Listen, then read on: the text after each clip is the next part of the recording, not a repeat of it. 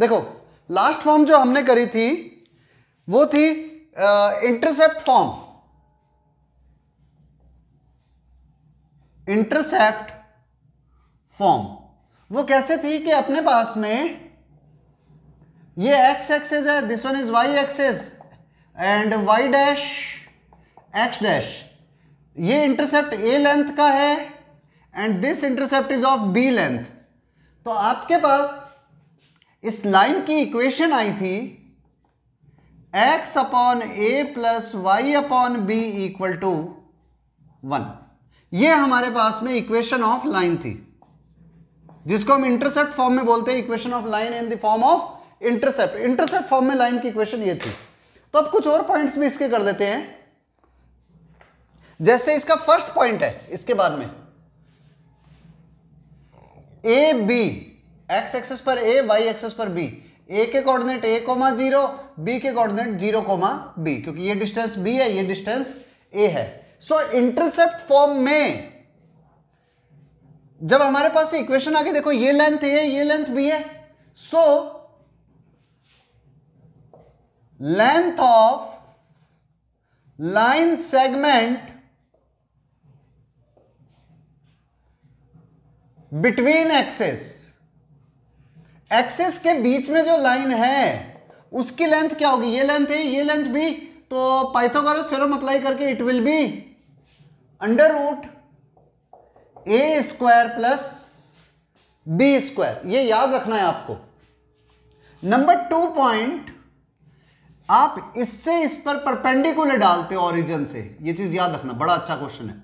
इसकी length p है, if OP is the perpendicular from O to line x upon a plus y upon b equal to 1। अगर OP perpendicular है then एक rule बनेगा, then most important rule 1 upon p square is equal to 1 upon A square plus 1 upon B square होता है। अभी इसको proof भी करेंगे। और ऐसे नंबर 3 पॉइंट, ये तीनों पॉइंट अभी हम निकालेंगे, ये तो निकालने की जरूरत है, सेकंड और third. Intercept, intersect mean intersection of line x upon a plus y upon b equal to 1 and x upon b plus y upon a equal to 1। इन टू लाइन्स का इंटरसेक्शन होता है हमेशा ab upon a plus B and ab upon a plus B. Means अगर ये line और ये line कहीं पर काट रहे हैं तो वो पॉइंट ऑफ इंटरसेक्शन क्या होगा, लाइक दैट। डायग्राम से समझ लो, एक लाइन ये जा रही है, एक लाइन ये जा रही है। इसकी इक्वेशन है फर्स्ट वन और ये है सेकंड, तो ये फर्स्ट इक्वेशन है, सेकंड इक्वेशन है, तो इनका इंटरसेक्शन का जो पॉइंट होगा ना वो ये होगा। ये आपको याद रखने, और अभी इसका प्रूफ भी कर लेंगे, ठीक है, नोट कर लो। चलो, आई थिंक आप लोगों से निकल गया होगा, नहीं निकला तो अब अपन फाइंड कर लेंगे। कोई भी एक एंगल देखो, आपके पास में ये वाला ट्रायंगल है ना, ये परपेंडिकुलर डाला है, तो ये मैं थर्ड नंबर को प्रूफ कर रहा हूं, किसको, 1 upon P square is equal to 1 upon A square plus 1 upon B square. ये प्रूव कर रहे हैं, कैसे भी कर सकते हो, आपके ऊपर डिपेंड करेगा। मैंने क्या करा, मुझे जो अच्छा लगा मेथड वो अप्लाई कर रहा हूं। इस एंगल को हमने थीटा मान लिया, तो देखो जब ये एंगल थीटा है तो ये पूरा एंगल 90 डिग्री था, तो ये एंगल 90 माइनस थीटा हो गया, और जैसे ये एंगल 90 माइनस थीटा हुआ, ये वाला एंगल भी 90 डिग्री है, तो ये वाला एंगल थीटा हो गया। तो हमारे पास कंडीशन क्या आई, P और A में रिलेशन लेता हूं, P या A अपॉन P। देखो अगर ये थीटा है तो थीटा के सामने वाली साइड इस राइट एंगल ट्रायंगल में, थीटा के सामने वाली साइड परपेंडिकुलर, 90 डिग्री के सामने वाली साइड हाइपोटेनियस, और ये बची हुई साइड बेस, तो हाइपोटेनियस अपॉन बेस होता है ऑलवेज कॉस थीटा। और अगर आप इस वाले ट्रायंगल में लेते हो, इसमें ये भी तो राइट एंगल ट्रायंगल है, तो b अपॉन p, अब यहां पर ये थीटा है तो थीटा के सामने परपेंडिकुलर और ये 90 के सामने हाइपोटेनियस, तो b upon p perpendicular, sorry b upon p hypotenuse upon perpendicular. मैंने पीछे कुछ गलत तो नहीं लिख दिया था ना, a upon p hypotenuse upon, ये कॉस नहीं होगा, ये सेक होगा, hypotenuse upon base sec theta, और b अपॉन p गलत हो रहा है, पक्का गलत हो रहा है, b अपॉन p ये हो गया 90 के सामने हाइपोटेनियस, थीटा के सामने परपेंडिकुलर, ये हो गया हाइपोटेनियस अपॉन p, ये हो गया कोसेक थीटा। ठीक है, अगर आप इसको सॉल्व करते हो तो आप इसे लिख सकते हो cos theta is equal to a upon p, sorry cos theta is equal to p upon a, and इससे sine theta is equal to p upon b। अब आपको पता है cos square theta plus sine square theta हमेशा 1 होगा, because of cos square theta plus sine square theta is always equal to 1, इसलिए p square upon a square plus p square upon b square equal to 1। p square को divide कर दो पूरे में, तो क्या आया 1 upon a square plus 1 upon b square is equal to 1 upon p square. This one is the answer जो हमें प्रूव करना था। तो ये सिंपल है, बस कैलकुलेशन थोड़ी सी समझनी होगी। ठीक है, नोट डाउन। नेक्स्ट कंडीशन है, हमारे पास में लाइन की इक्वेशन है x upon a plus Y upon B equal to 1 and x upon B plus Y upon a equal to 1। इन टू लाइन्स का, इसको मैं इक्वेशन नंबर 1 दे रहा हूं, इसको इक्वेशन नंबर 2 दे रहा हूं, इन टू लाइन का पॉइंट ऑफ इंटरसेक्शन क्या होगा, जिसका मैंने अभी भी आपको फार्मूला निकाल करके दिया था, A B upon A plus B and A B upon A plus B, यही आएगा। ये आप खुद फाइंड करोगे, फाइंड इट योरसेल्फ। ये टू लाइंस है, इन दोनों का इंटरसेक्शन आपको फाइंड करना है, करो एक बार ट्राई। नेक्स्ट हेडिंग डाल दो, this one is normal form of a line. Normal form of a line, किसी लाइन की नॉर्मल फॉर्म, इसको परपेंडिकुलर फॉर्म भी बोलते हैं। है क्या नॉर्मल फॉर्म? इसमें आपको गिवन क्या होगा, देखो आपको कुछ नहीं देगा, वो सिर्फ दो चीजें देगा। इस लाइन की इक्वेशन फाइंड करनी है, ओरिजिन से इस पर परपेंडिकुलर की लेंथ है p, और ये जो ओरिजिन के साथ में ये जो पॉइंट p है, ये नॉर्मल है, इट मेक एंगल अल्फा, ये अल्फा एंगल बनाता है। मींस गिवन क्या है, perpendicular from origin to line is p, ये लेंथ p गिवन है, एंड एंगल मेड बाय, इसको नेम दे रहा हूं OP with x axis is theta, alpha is alpha. Means हमें ये गिवन है p और ये अल्फा गिवन है, उसके अलावा हमें कुछ नहीं दिया हुआ। हमसे इस लाइन की इक्वेशन पूछिए, तो बड़ा सिंपल सा रूल, आप इधर नेम दे दो a, इधर दे दो b, इसको ले लो थीटा 90 डिग्री। अब देखो जब ये एंगल अल्फा है तो अभी हमने पीछे किया था, ये भी अल्फा ही होगा। अब क्या करो, ये वाली लेंथ निकाल दो OA, तो in triangle OAP, right angle triangle है, OA अपॉन OP, देखो 90 डिग्री के सामने वाली साइड परपेंडिकुलर, सॉरी हाइपोटेनियस, और ये वाला अल्फा के सामने वाला परपेंडिकुलर और बचा खुचा बेस, तो OA upon OP is equal to hypotenuse upon base, यानी कि सेक अल्फा। तो OA क्या आया, OP sec alpha, OA is equal to OP sec alpha, और से लिखो तो we can write OA is equal to P sec alpha. देखो जैसे ही ये वाली लेंथ आ गई P sec अल्फा, A के कोऑर्डिनेट हो जाएंगे P sec अल्फा कोमा 0, इसके कोऑर्डिनेट आ गए। ऐसे अब इस वाली लेंथ को भी निकाल दो। इन ट्रायंगल OPB या OBP कैसे भी लिख सकते हो। देखो 90 डिग्री एंगल ये रहा, 90 डिग्री के सामने वाला हाइपोटेनियस और अल्फा के सामने वाला परपेंडिकुलर। अब इस बार ये परपेंडिकुलर है, P इज परपेंडिकुलर, तो OB upon OP is equal to cosec alpha. तो OB is equal to OP into cosec alpha. OB is equal to OP into cosec alpha means P cosec alpha, it is OB। अब सुनो, यानी कि इस point B के coordinate क्या आ गए 0, P cosec alpha.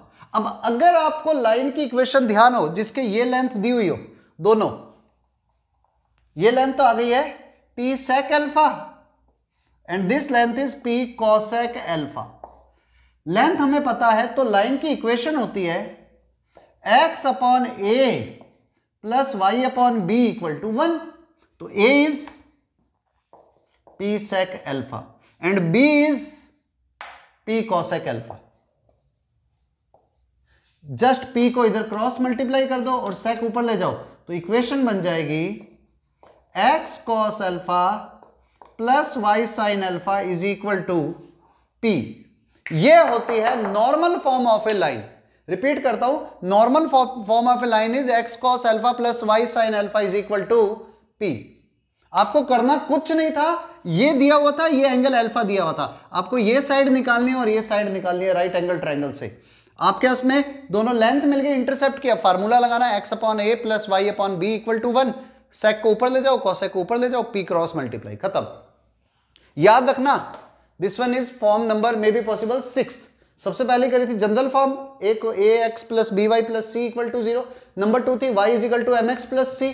Number 3 थी हमारे पास में y minus y1 is equal to m into x minus x1। Number 4 थी 2 point form, y minus y1 is equal to y2 minus y1 upon x2 minus x1 into x minus x1। Next थी 5th number हमारे पास में intercept form, x upon a plus y upon b equal to 1। Number 6 आ गई है normal form, x cos alpha plus y sin alpha equal to p। अब last form आएगी number 7, note down, पहले ये लिख लो। Next equation is parametric form of line. Parametric form of line. अब पैरामीटर का इधर मतलब क्या है, इसको मैं ब्लू कलर से अंडरलाइन तो कर ही देता हूं, लिखना ब्लू से था वो रह गया, कोई बात नहीं, डजंट मैटर।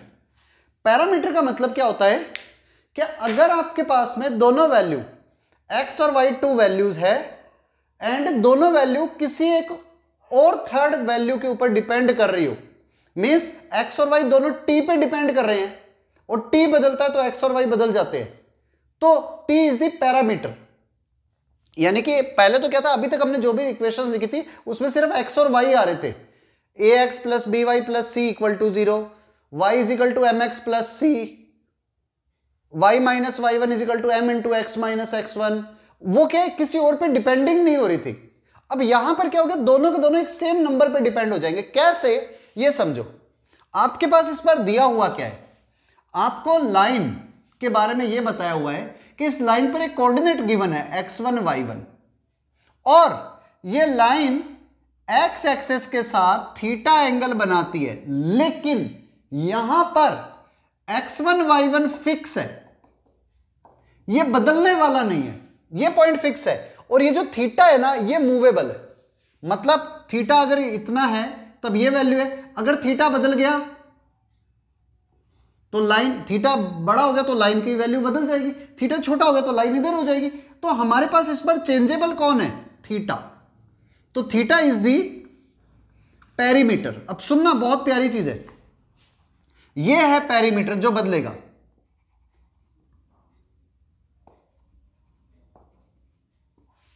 ठीक है, थीटा इज दी पेरीमीटर। तो थीटा की वैल्यू बदलने वाली है। अब आप पैरामीटर लिख सकते हो, PARAMETER, कोई नहीं, PER, पेरीमीटर, पैरामीटर लिखते हैं, वो बेटर रहता है।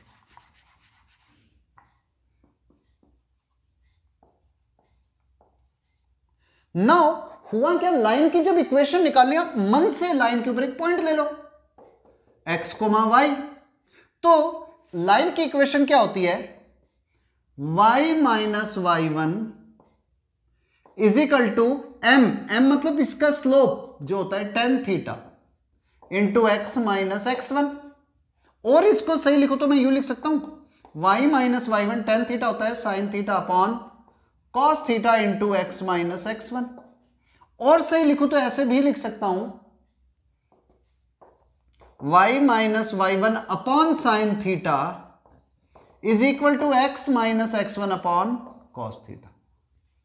या इसको ऐसे लिख लो, x minus x1 upon cos theta equal to y minus y1 upon sine theta. Standard parametric equation तो ये बनती है थीटा के टर्म में, लेकिन आप इसको लिख सकते हो पैरामीट्रिक फॉर्म, लेकिन इसमें कमी है। कमी ये है कि अगर इन दोनों के बीच की डिस्टेंस में r ले लूं, तो आप देखो, आपको पता है cos square theta plus sine square theta, एक अगर बेसिक की क्लास अटेंड करी हो, मेरे बेसिक लेक्चर देख लेना अगर मिस कर दिए तो। बेसिक मैथमेटिक्स में हमने एक रूल पढ़ा था, x minus x1 upon cos theta, sorry, अगर a upon B c upon D के इक्वल है तो it is equal to A square plus C square का under root upon B square plus D square का under root. मेरा first lecture जो है ना बेसिक मैथमेटिक्स का, जब अपने इस बैच की स्टार्टिंग करी थी, उसमें पहले लेक्चर में मैंने रेशियो टॉपिक करवाया था, वहां पर यह रूल बताया हुआ है। वहां से अगर कोई देखना स्टार्ट करे ना शुरू से, तो सारी चीजें क्लियर हो जाती है। तो आपके पास में है क्या equation, x minus x1 upon cos theta is equal to y minus y1 upon sine theta. क्या ये वैल्यू इसके इक्वल नहीं हो जाएगी, ऊपर वालों को स्क्वायर करके ऐड कर दो,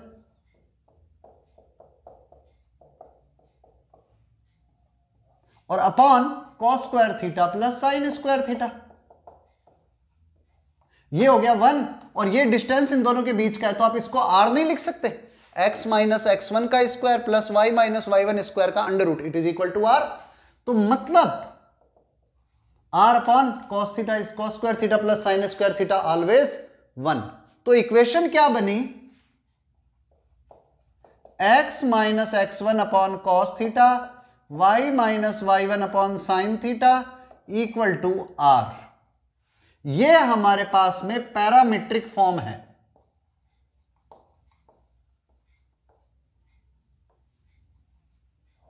अच्छा, ये प्लस माइनस आर और लिखा जाता है बहुत सी जगहों पर, प्लस माइनस आर क्यों, कि अगर ये वाला पॉइंट इस तरफ ले लेता हूं, अगर इधर डिस्टेंस आर ले रहे हो और ये पॉइंट हमने यहां पर लिख दिया इस तरफ आर डिस्टेंस पर पीछे की तरफ, तो उस केस के अंदर ये डिस्टेंस माइनस आर ले लेंगे, माइनस आर। तो आप यहां पर प्लस माइनस आर भी बहुत सारी बुक्स लिखती है, प्लस माइनस आर, क्योंकि वो भी गलत नहीं है। तो आप लिख सकते हो x minus x1 upon cos theta is equal to y minus y1 upon sine theta, और अगर क्रॉस मल्टीप्लाई करो तो x की वैल्यू आ जाएगी x1 plus minus r cos theta, और y की वैल्यू आ जाएगी y1 plus minus r sine theta. अब सुन लो, यहां पर बदलने वाला कौन है, थीटा। तो थीटा इज द पैरामीटर जिसकी वैल्यू बदलती है, और x और y हमारे जनरल फंक्शन आएंगे। x1 y1 फिक्स है, r भी एक डिस्टेंस है जो फिक्स है। तो बहुत सारी जगहों पर यह फॉर्म ली जाएगी और बहुत सारी जगहों पर यह फॉर्म लिखी जाएगी, और कई जगहों पर हम इसको भी अप्लाई करेंगे। तो क्वेश्चंस के लिए हमारे पास में 7 फॉर्म्स चाहिए थी। सबसे पहले जनरल, दूसरी y is equal to mx plus c, third point slope form y minus y1 is equal to m into x minus x1। Next fourth y minus y1 is equal to y2 minus y1 upon x2 minus x1 into x minus x1। Fifth parametric x upon a plus Y upon B equal to 1। Sixth x cos alpha plus y sine alpha equal to p, normal form. And seventh this one. ये 7 form जिसको tips पर याद हो गई उसके लिए point and straight line सबसे इजीस्ट topic है, और जिसको 7 फॉर्म याद नहीं हुई उसके लिए हमेशा मुश्किल है। ठीक है, नोट डाउन।